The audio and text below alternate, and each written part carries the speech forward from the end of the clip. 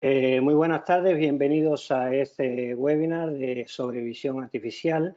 Este webinar es parte de los webinars que de manera continua presentamos desde Ensign. Ensign es una consultora internacional y mi nombre es Luis Artiles, soy director de innovación de Ensign. Tengo 20 años de experiencia en el sector de la consultoría en soluciones analíticas y de inteligencia artificial. Mi nombre es Albert Ramoneda, llevo 3 años como consultor en Ensign sobre técnicas de inteligencia artificial, deep learning y aplicado sobre todo al mundo de visión artificial. Muy bien, pues nuevamente bienvenidos a todos. Hoy hablaremos de lo que es la visión artificial, de cómo puede ayudarte en la gestión y el análisis de tu negocio. Y según la agenda que fue comunicada, esto es, digamos, son los puntos que trataremos. Primero, una breve introducción de lo que es la visión artificial, luego el posicionamiento y la madurez del mercado, en el mercado de este tipo de soluciones. Luego veremos, para ilustrar algunas aplicaciones y beneficios de estas soluciones, y luego pasaremos a un caso real donde pondremos un poco más de foco para ilustrar. Bueno, esta es nuestra presentación. Como decíamos, Luis Artiles y Albert Ramoneda seremos vuestros presentadores. ¿Qué es la visión artificial? Bueno, buenas tardes a todos. Os daré un poco de contexto de qué es la visión artificial y en qué consiste y un poco la historia. Al final, el término de visión artificial se empezó a nombrar a partir de la década de los 60, donde empezaron a aparecer la idea de tener modelos matemáticos y computacionales que imitaran la visión humana. Este tipo de proyectos se intentaron utilizar en el sector de la fábrica, de la industria, para intentar automatizar procesos donde la cadena de producción necesitaba de tareas de inspección visual, para intentar automatizar todos esos procesos.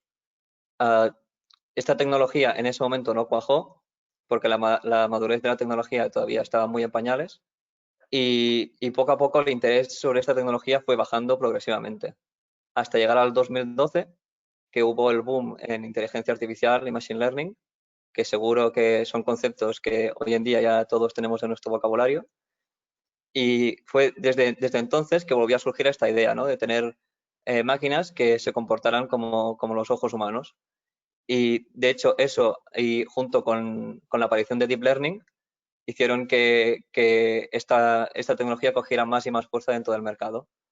Al final, este tipo de soluciones son muy simples de definir conceptualmente, ya que siempre tenemos una imagen de entrada, que puede ser una imagen o un vídeo, que al final es una secuencia de imágenes.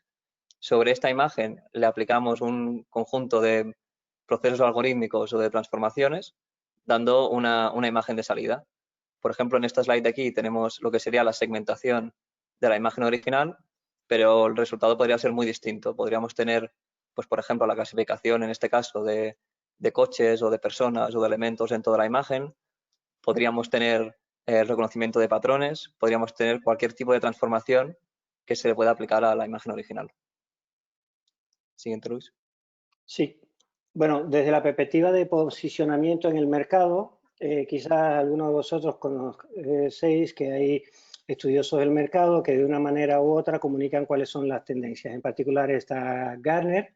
En el año 2019, Gartner hace la publicación sobre tendencias en general, de tendencias tecnológicas del mundo de inteligencia artificial en particular, y Computer Vision, que en el año 2017 estaba ya en la posición de euforia, es decir, normalmente este proceso de innovación es un proceso en que las expectativas suben mucho hasta un determinado punto. En este punto las expectativas son hasta cierto punto mayores de las que puede cubrir la tecnología, y después se va bajando en esta curva hacia una posición de realismo. En ese sentido, en el 2017 Computer Vision estaba donde está. Ahora Computer Vision está incluso mucho más hacia la derecha, lo cual quiere decir que el mercado ya lo va aceptando, y en ese sentido, cuando se hace una estimación de cuál es el valor del mercado de las aplicaciones de visión inteligente o visión artificial, se estima que es un mercado que generará 23 billones de dólares. Dicho esto, bueno, ¿cuáles son las cuál es la propuesta de valor de las soluciones que se apoyan en la inteligencia artificial y en particular en la visión artificial. Bueno, primero que permite soluciones personalizadas, con lo cual yo os invito a que en su propio negocio, una vez que escuchen esta charla, se pregunten en qué área pudiera aplicar. Es decir, en distintos departamentos, o bien en la parte de experiencia de cliente, o bien para mejorar las operaciones internas, existe la posibilidad de tener soluciones personalizadas para lo que es la mejora de los procesos. Pero existe también soluciones personalizadas para incluso crear nuevos modelos de negocio, con lo cual los invito a reflexionar sobre estas alternativas. Uno de los puntos donde la inteligencia artificial para aquellos negocios que ya están establecidos aporta mucho valor es en aquellos donde hay determinados tipos de tareas que no se hacen de manera manual, se hacen, por decir algo, de manera visual. Es decir, necesitan una persona que tiene que estar mirando y a partir de esa observación se detectan objetos que son de buena o mala calidad, se clasifica, etcétera. Bueno, tener un sistema de visión artificial, en este caso, ahorra una cantidad increíble de tiempo. Luego, tener soluciones que se apoyan en la inteligencia artificial, según el modelo de negocio, también reduce el time to market, es decir, es lo que decimos aquí, menor tiempo de comercialización. ¿En qué sentido? En el sentido de que, por ejemplo, si tú eres un retail y sacas determinados tipos de productos en el mercado y a su vez sacas una colección acompañada de una aplicación de inteligencia artificial, esa aplicación de inteligencia artificial puede ayudar a los usuarios finales a que busquen dentro de tu catálogo cuáles son las prendas que más se le parecen a alguna que se encuentran en la calle, con lo cual ahí tienes una manera de acercarte. Y por otro es una tendencia que existe en todas las soluciones analíticas, que existe también en la inteligencia artificial y en particular en computer vision, es que es de democratizar el conocimiento, lo cual esto significa que no tenemos que ser una empresa con un nivel tecnológico muy sofisticado para empezar a hacer soluciones de este tipo. Luego, dentro de los modos que da el mercado de los tipos de soluciones, están, por un lado, los proveedores de plataformas. Las plataformas son entornos que aceleran el proceso para crear estas soluciones. Y lo otro es que algunos proveedores se especializan, en lugar de sacar las plataformas, se especializan en sacar soluciones verticales. Albert más adelante les mencionará algunas soluciones verticales. Yo aquí ahora solo quiero contarles cómo es el modelo operativo de desplegar y desarrollar soluciones de computer vision o de visión artificial. Bueno, lo primero, y es el paso número 1, que es la creación de un modelo de negocio. Y por modelo de negocio, entiéndase que si es una iniciativa dentro de la organización, se debe construir un business case que valide que el retorno que se va a tener de la inversión en construir una solución de computer vision va a devolver esa inversión. Una vez que la organización está convencida y decide invertir en esta dirección, se comienza con el proceso que es de preparación de datos. La preparación de datos en el contexto de computer vision consiste en tener un repertorio de imágenes con lo que se llaman etiquetas, con lo que se llaman las anotaciones, que pueden ser o bien etiquetas o bien selección de determinados objetos dentro de las imágenes, o bien marcar dentro de una imagen que esta área píxel por píxel pertenece, por ejemplo, en el mundo de la medicina a tejido enfermo y esto pertenece a tejido sano, etcétera. Ese es el segundo paso, se llama anotación de las imágenes. El tercer paso, entre el paso 2 y el paso 3, luego que se tienen las imágenes, se pasa a lo que es la configuración y construcción del motor de Computer Vision. Y el motor de Computer Vision, entiéndase que es como ese modelo, ese cerebro que está detrás de la cámara, dicho de otra manera, ese cerebro que está detrás de nuestro lente, que hay que entrenarlo. Y una vez que se entrena, ese algoritmo se despliega. Se pasa a producción, se consume por los usuarios finales en el punto 3 pero no son algoritmos, digamos, que están estáticos. ¿Por qué? Porque aunque hay usuarios que simplemente lo consumen y obtienen el resultado de lo que da el algoritmo, hay otros usuarios que pueden dar feedback sobre cuán bien están funcionando estos algoritmos. Y ese feedback es súper relevante. Imagínense que es como tener la información de un experto que devuelve y dice, oye, aquí te equivocaste, porque los algoritmos de inteligencia artificial todos van aprendiendo. Aquí te equivocaste, con lo cual utiliza este feedback que te estoy dando para la próxima ola de entrenamiento y así mejores tu modelo. Luego, esto es parte de un proceso de mejora continua y la idea es que estas soluciones de visión artificial, una de las value proposition que tienen es que al final lo de tener una cantidad razonable y grande de imágenes y sus etiquetas permite incluso dar las mismas clasificaciones o los mismos resultados en las mismas condiciones, con lo cual, digamos, elimina ciertas subjetividades que nos podemos encontrar incluso en el mundo de la medicina, cuando hay un experto que con respecto a una imagen te dice una cosa y otro te dice otra. Luego, habiendo dado este preámbulo, los invitamos a ponerse las gafas, a imaginarse que ahora esas gafas pueden mirar aquello que ustedes creen que pueda ser útil para o bien sus soluciones personales o bien su negocio, y los invitamos a ver los casos de uso. Albert. Sí. Al final ahora lo que os mostraremos son algunas soluciones verticales adaptadas a distintos sectores para que no sea un monosector de la industria, sino para que veáis que esto realmente se puede aplicar a cualquier tipo de modelo de negocio. Y empezamos con la salud, que de hecho la salud es quizás el ámbito donde se ha visto más popularizado este tipo de soluciones. De hecho, la gran mayoría de tratamientos para el diagnóstico de patologías y de enfermedades de vanguardia utilizan este tipo de soluciones en algún otro estadio de la identificación. De todos ellos nos hemos quedado con la detección y clasificación de metástasis de cáncer de mama, que en este caso la solución se basa en, a partir de muestras tomadas al paciente por un microscopio óptico, clasificamos las células encontradas dentro de la imagen según sean cancerígenas o sean sanas. Haciendo el análisis de una gran muestra de imágenes, podemos ser capaces de saber si la persona padece o no la enfermedad y además el grado en el que la está padeciendo. Esta solución, vuelve atrás, por favor, Luis.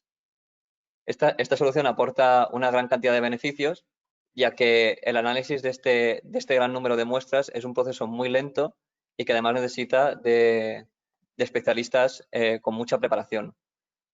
Además, las personas solemos equivocarnos cuando estamos mucho tiempo haciendo y repitiendo la misma tarea, nos solemos cansar y por cansancio o por agentes externos solemos empezar a ser subjetivos en el diagnóstico.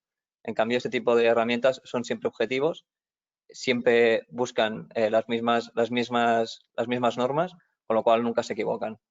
De esta manera conseguimos un diagnóstico mucho más acelerado, reducimos el coste operativo de tener a X personas trabajando en el diagnóstico, mejoramos el servicio porque podemos ofrecer más respuestas a más pacientes en un menor tiempo y con suerte somos capaces de identificar con anterioridad este tipo de patologías para poder empezar a tratarlas lo antes posible a modo de intentar salvar el máximo número de vidas posibles. Siguiente, Luis. Vale, el segundo caso es sobre el control de calidad. Esto lo hemos puesto dentro de la industria alimentaria, pero realmente es un modelo que se podía adaptar a cualquier tipo, cualquier tipo de modelo de producción donde intervengan varias fases y queramos validar la calidad y el funcionamiento de cada una de ellas. Al final, en el caso de la industria alimentaria, podríamos tener un modelo de visión artificial que al detectar un mal funcionamiento o una pieza mal preparada, lanzara un relé que moviera a ese elemento de fuera de la cadena de producción. Esta solución reduce la carga de trabajo manual, ya que estas actividades normalmente necesitan de mucha gente que esté en la cadena de producción y que además hace que la cadena de producción se haga cada vez más lenta. Este tipo de sistemas también son más fiables, por lo mismo que he comentado antes. Cuando estamos muchas horas trabajando en lo mismo, nos solemos cansar y empezar a ser subjetivos. Y todo en beneficio del consumidor. Hay mucha competición en el mundo alimentario, sobre todo, y los clientes esperan que cada vez que hacen una compra de un nuevo producto, el producto tenga la mayor calidad posible. Si conseguimos garantizar eso, el cliente estará más contento y seguro que nos comprará el producto más veces y por lo tanto mejoraremos el volumen de ventas. Siguiente, Luis.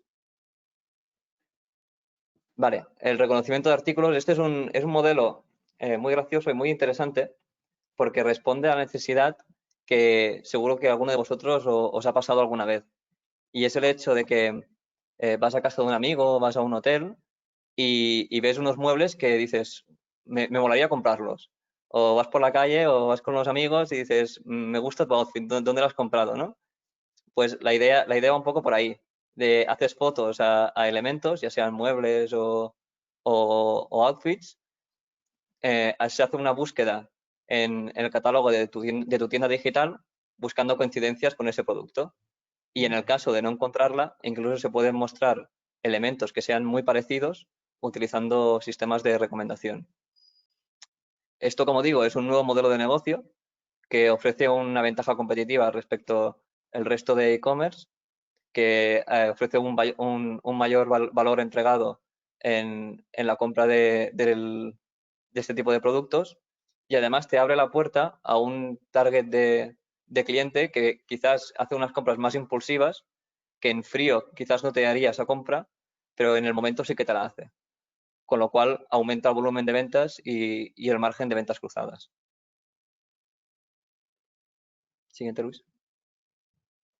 Luego tenemos los OCRs, que los clásicos de toda la vida, que cogen el texto de una imagen y te la transcriben. Estos métodos se iban utilizando ya desde hace bastante tiempo, alrededor de los 2000 ya eran bastante usados en el mundo de negocio, pero sí que es verdad que con las últimas técnicas de visión por computador de vanguardia es posible hacer OCRs que sean mucho más complejos. Por ejemplo, es posible hacer OCRs que transcriban el texto de un escrito manual, hasta incluso que la persona tenga una caligrafía muy mala, o hacer OCRs con imágenes con muy poca calidad o que están con un ruido de fondo muy grande. Este tipo de soluciones reducen muchísimo la carga de trabajo porque es un trabajo muy manual, muy lento y muy tedioso, y es un proceso que se puede hacer exponencialmente mucho más rápido que lo haría una persona manualmente. Esto al final impacta en la reducción de costes, supone una mayor eficiencia y además los datos que genera de salida siempre son homogéneos, con lo cual el formato es siempre el mismo. Siguiente, Luis.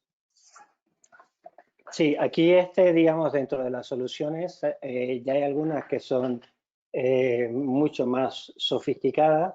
Es cierto de que hay mucho debate sobre el tema de la ética de la inteligencia artificial y nosotros en Saint nos los tomamos muy en serio, pero hay áreas, digamos, donde incluso no hay tanto debate al respecto. Por ejemplo, a raíz de toda esta situación del teletrabajo, las escuelas, las universidades, etcétera, se ven en la necesidad de hacer los exámenes que antes se hacían presencialmente y había un profesor que cuidaba de los exámenes y se investiga la posibilidad de que estos ahora se puedan hacer de forma remota.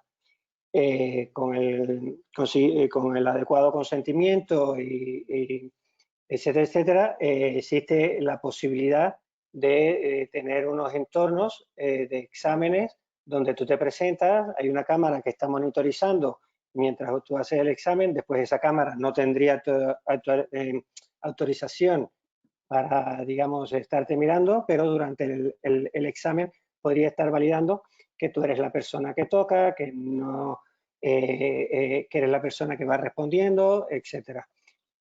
Todo este tipo de soluciones son posibles también a día de de hoy. Luego, otra de las soluciones, y aquí ya abrimos un poco el abanico al hablar de las soluciones de visión artificial, es que también la puedes combinar con otras soluciones en el que utilizas otros canales de comunicación.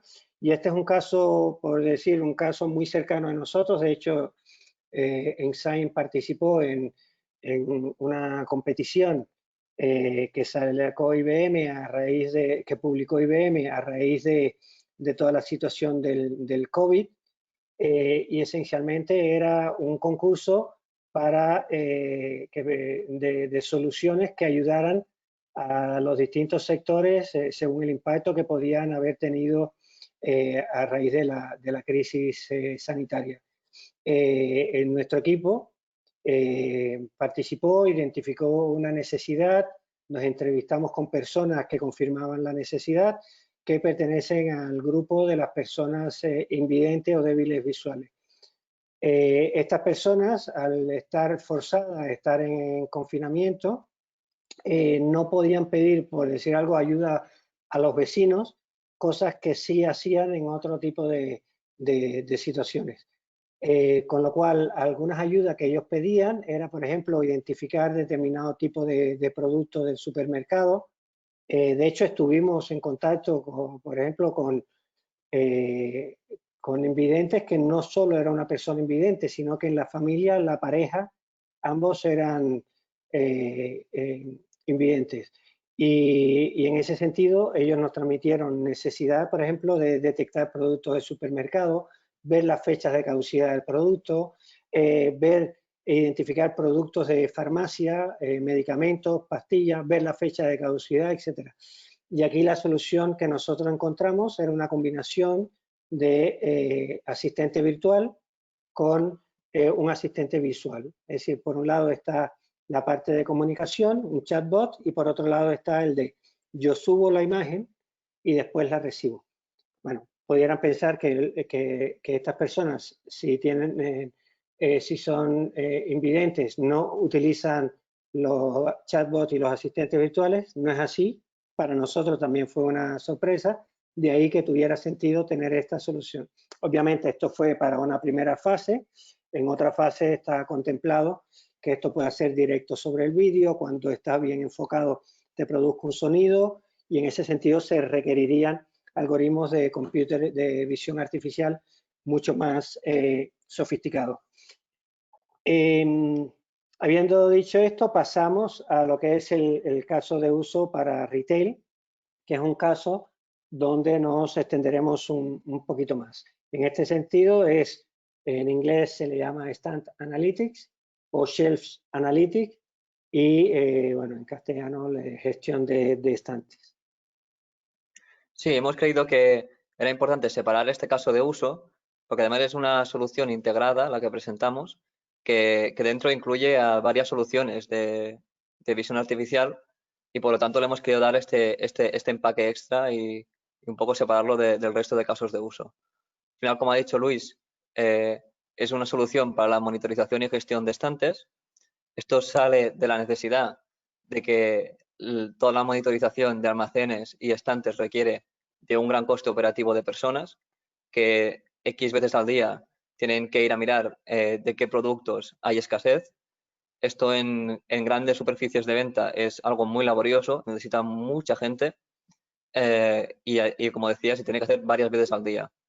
De hecho, hay un estudio de la Organización de Consumidores que dice que en la última década, excluyendo todo lo que ha pasado con el COVID y demás, entre un 2 y un 5% de los productos que se exponen en las grandes superficies no está disponible debido a simplemente a una mala gestión del repuesto de estos productos.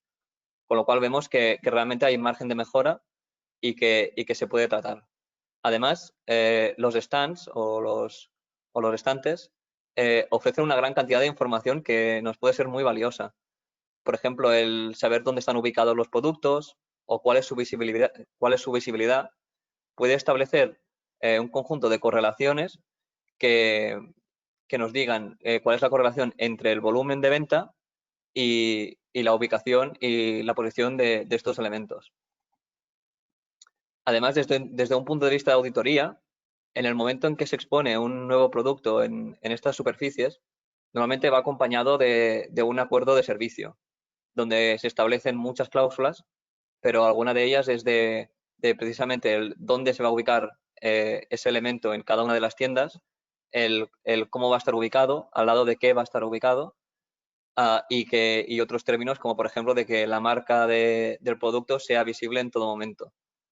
Y precisamente aplicar soluciones basadas en visión artificial para toda esta gestión puede ayudar como ejercicio de transparencia para estas plataformas para garantizar que se está cumpliendo con esos acuerdos de servicio, y además puede servir para detectar cuando no se está haciendo las cosas bien y realmente hay problemas en alguno de los establecimientos. Esta solución, como digo, reduce en gran cantidad los costes operativos porque no hace falta que tengamos a gente que esté dando vueltas, inspeccionando estantes o almacenes, porque ya hay un sistema que lo hace automáticamente en tiempo real. Aumentamos la satisfacción de los clientes porque a todos nos da mucha rabia cuando vamos al supermercado y no encontramos las cosas. Y es una ventaja competitiva respecto a otros competidores, porque no dispondrán de ello y tendrán los mismos problemas que tienen las superficies actuales. Como impacto potencial, pues está muy claro. Podemos reducir las roturas de stock.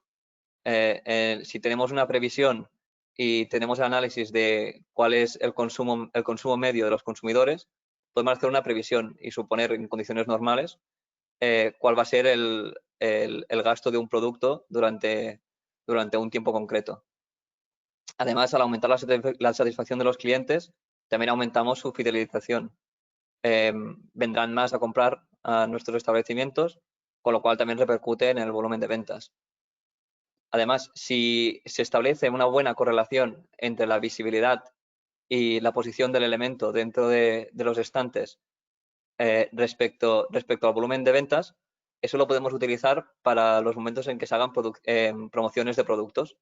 Queremos que esos productos tengan una visibilidad y una posición muy determinada para favorecer que se venda el máximo número posible de unidades. Y como digo, también puede ayudar a hacer una mejor planificación y proyección de ventas para hacer unas estimaciones de, pues, en tantos meses cuál va a ser mi volumen de ventas si todo se mantiene como se ha estado manteniendo en el histórico de los últimos meses. Siguiente, Luis. Sí, aquí en el área de... Ah, perdón.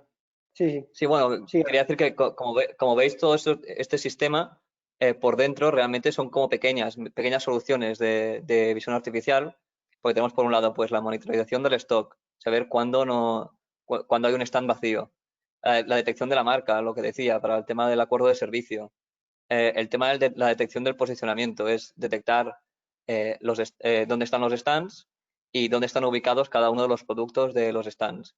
Y luego, pues la misma gestión o parecida que hacemos para la monitorización del stock, pues para la monitorización de la gestión del stock del almacén. Sí.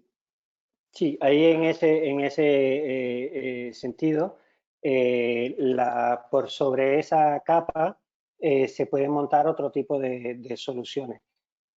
Por un lado, se puede montar soluciones que te permiten ver la evolución de determinado tipo de parámetros basado en lo que estás observando, pero también se puede hacer un análisis de geolocalización.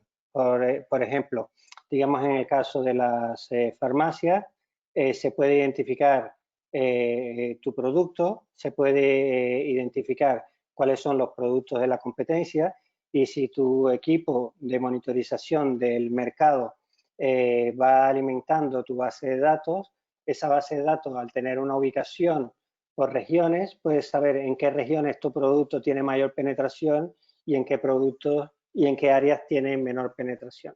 Es decir, que la invitación es a que una vez pensemos que tenemos la capacidad de automatizar un proceso de inspección visual, por sobre esa capacidad se puede dar rienda suelta a la mente para generar cualquier otro tipo de solución que pueda tener impacto de negocio tan sofisticado como se quiera.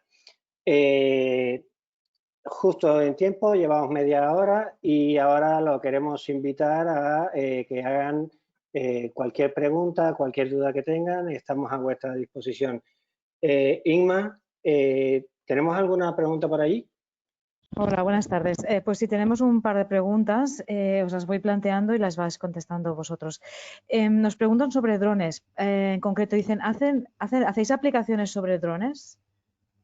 Sí, a ver, nosotros, digamos, no nos especializamos nosotros mismos, es decir, bueno, tenemos en el equipo, tenemos algunos colegas cuyo hobby, casi profesión, es de los drones, pero digamos, desde Enzyme a día de hoy no hemos buscado especializarnos en este tipo de solución, pero lo que sí hacemos es acompañarnos de partners, y en este sentido, esto es válido tanto para drones como para algo más de perfil robótico en la que se necesite en la industria, nos acompañamos de partners especializados. Incluso si hubiera que hacer algún desarrollo a la medida para lograr la mejor explotación de los algoritmos de computer vision desde el punto de vista de explotación y captura de las imágenes, tenemos un ecosistema de partners, lo cual nos permite ofrecer también ese tipo de soluciones.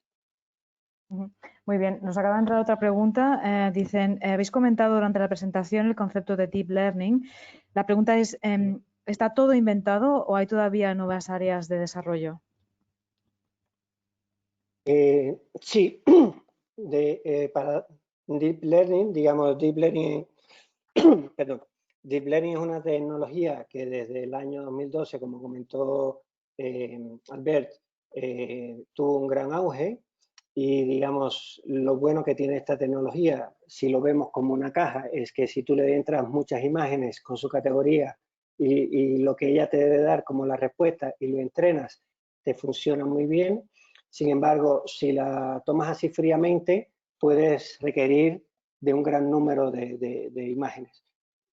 Tenemos proyectos en el que puedes necesitar 50.000 imágenes, otros de imágenes médicas, por ejemplo este que de imágenes médicas es un proyecto que salió, de hecho, bueno, es parte de un concurso que hubo de 170.000 imágenes médicas patológicas. Sin embargo, tomando lo que es las componentes de Deep Learning como pequeñas cajitas, está el arte también de conectar varias de esas pequeñas cajitas, y por un lado tienes una cajita que te detecta objetos, por otro lado tienes una cajita que te clasifica, etcétera, y crear algoritmos que son mucho más eficientes. Y tenemos la experiencia en proyectos que con pocos miles, 2.000, 3.000, 4.000, 5.000 imágenes, ya tenemos resultados que son satisfactorios, incluso para un cliente experto en áreas que requieren cierto tipo de especialización. Entonces, digamos, el campo no está cerrado, incluso ni siquiera para OCR, que es una técnica muy trillada, o por ejemplo detección de códigos de QR, que aparentemente lo vemos a día en muchas aplicaciones, pues resulta que siempre hay modelos de negocio que le presentan un reto a la industria, como puede ser, por ejemplo, el tema de procesamiento de OCR sobre objetos que están en movimiento. Imagínense una estera que va pasando puede ser productos de Amazon y que se quiere capturar los códigos de barra o leer los textos de manera muy rápida. Bueno, eso hace que a día de hoy hay aún investigación y nuevas soluciones para hacer QRs o para hacer OCR o para hacer cualquier tipo de problema en condiciones mucho más exigentes. Con lo cual, digamos, Deep Learning le dio un empujón a la inteligencia artificial en general y a la visión por ordenador para estar donde estamos a día de hoy, pero hay un arte de conocer cómo funciona el Deep Learning, de conocer que dentro de ese mundo de Deep Learning hay incluso distintos tipos de redes con distintos tipos de arquitectura, y ahí es donde entramos nosotros con nuestro conocimiento para hacerlo de la manera más eficiente y haciendo proyectos lo más sencillo posible, de manera tal que ha ayudado con infraestructura de plataformas, conseguimos que en cuestión de semanas ya tenemos productos mínimos viables utilizándose. Vale, nos acaba de entrar otra pregunta relacionada con el último caso que habéis explicado. La pregunta ¿es muy costoso implantar una estrategia de Smart Shelves a una empresa de retail que tenga mucha gama de producto?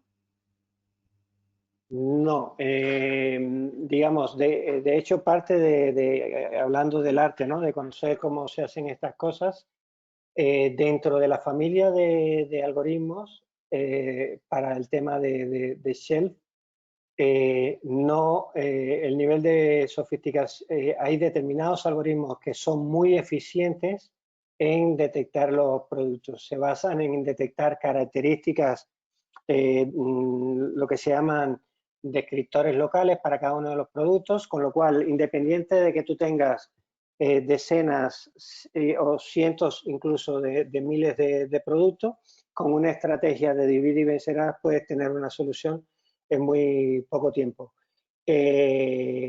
Tan corto como de que puedes tener, por ejemplo, en casos en el mundo de farma, donde puedes tener a lo mejor 100 productos, en cuestión de mes y 2 meses ya tienes soluciones. En el caso de la industria de supermercados, que son muchos más productos, obviamente esto crece según la cantidad de productos que se tienen. Pero el proceso es muy rápido, entonces lo que hacemos es utilizar las imágenes de catálogo que ya de manera general aparecen en los RPs, y utilizando estas imágenes en cuestión de semanas ya hay soluciones muy aceptables. Muy bien, pues déjame comprobar si hay alguna pregunta más. Un segundo.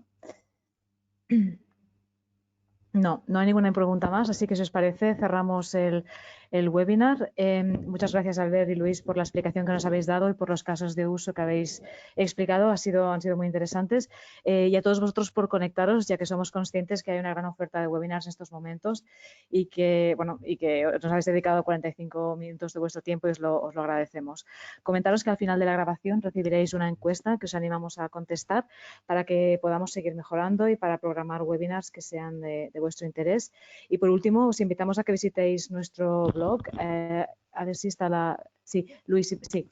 Aquí tenéis los QRs y las URLs para que podáis acceder y los datos de contacto de Luis y de Albert, por si os ha quedado alguna duda que queráis resolver. Pero en nuestro blog encontraréis la programación de próximos webinars, grabaciones de webinars ya realizados y muchos artículos y contenidos de transformación digital y digitalización, así como ebooks. Eso es todo por mi parte. Paso la palabra de nuevo a Albert y a Luis para que se puedan despedir. Por mi parte, gracias y buenas tardes. Sí, muchas gracias a todos por vuestra asistencia y estamos a vuestra disposición. Sí, muchas gracias, ha sido un placer. Espero que haya sido de vuestro agrado y nos vemos en la próxima. Gracias.